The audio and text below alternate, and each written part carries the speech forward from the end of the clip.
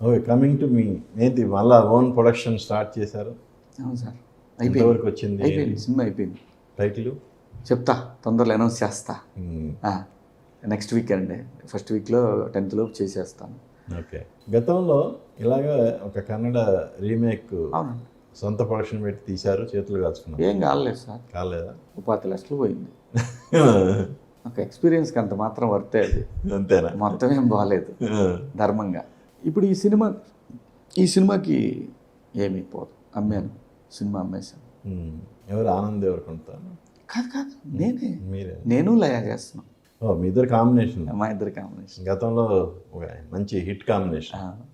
ఆవిడ కూడా 5వ తారీఖు తమ్ముడు సినిమాతో రాబోతుంది ఆడియన్స్ ముందుకి రీఎంట్రీ. సో ఎలా ఉంటుంది ఈ సినిమా?